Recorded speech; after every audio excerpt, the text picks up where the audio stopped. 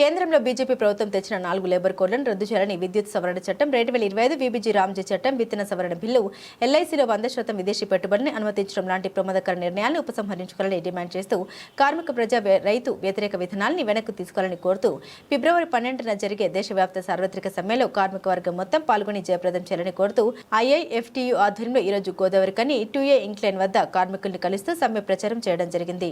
ఈ సందర్భంగా ఐఎఫ్టీయూ రాష్ట్ర అధ్యక్షులు ఐ కృష్ణ మాట్లాడారు.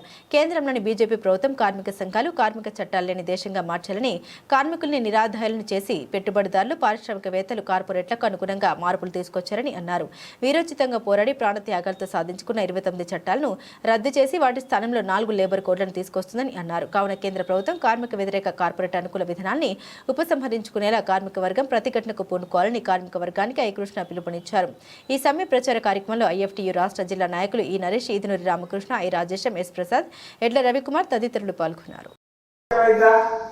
ఎందుకంటే యజమాన్యాలు బెదిరిస్తాయి, ఆ కార్మికులు దొంగ తీసుకుంటాయి.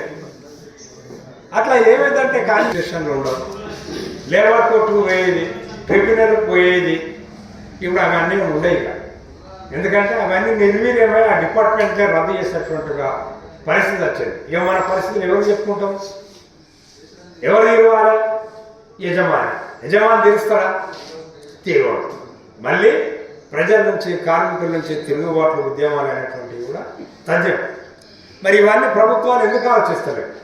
ఇవాళ పెట్టుబడిదారుల కార్పొరేట్ శక్తి ఆదాని అమ్మాయిల యొక్క మేలు చూస్తున్నాయి తప్ప కార్మిక వర్గాన్ని కట్టుబానిసలుగా చేసి, ఒక యంత్రాల్లాగా చేసి ఇవాళ మొత్తం బానిస వ్యవస్థలాగా మార్చేటువంటి ప్రయత్నాన్ని పెట్టుబడులు పెట్టి ఇవాళ కార్మిక వర్గాన్ని తమ కాళ్ళ కింద పడుండేటువంటి ఒక పశువులాగా తయారు చేసుకోవడానికి వాళ్ళ ప్రయత్నం చేస్తున్నటువంటి ఈ పరిస్థితి ఉంది.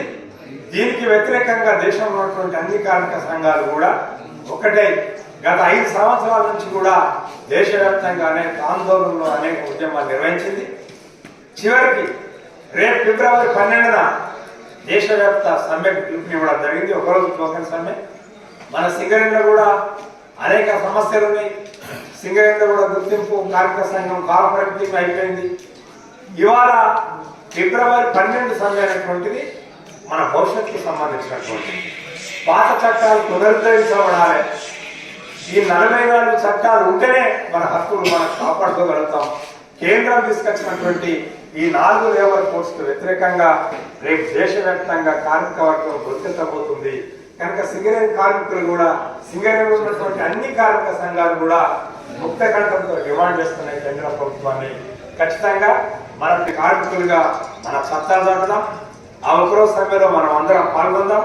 కేంద్ర ప్రభుత్వం తీసుకొచ్చినటువంటి ఈ కార్మిక వ్యతిరేక 4 లేబర్ కోడ్స్కు వ్యతిరేకంగా దేశ ప్రజలతో మనం కూడా మేమున్నాం అనేటువంటిది ఒక భరోసా ఇచ్చి ఈ ఉద్యమంలో మీరందరూ పాల్గొనడం ద్వారా మాత్రమే కేంద్రం అనుసరిస్తున్నటువంటి విధానాన్ని మనం తిప్పుకొట్టగలుగుతాం.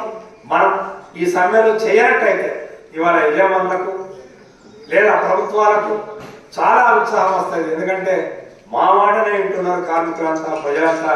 కనుక కార్మిక సంఘాలు ఎంత చేసినా కూడా వాళ్ళ మాట వినడం లేదనేటువంటి ఒక పరిస్థితి వచ్చేటువంటి ప్రమాదం ఉంది. కనుక మనం ఖచ్చితంగా కార్మిక సంఘాలు ఏ సంఘం చెప్పిన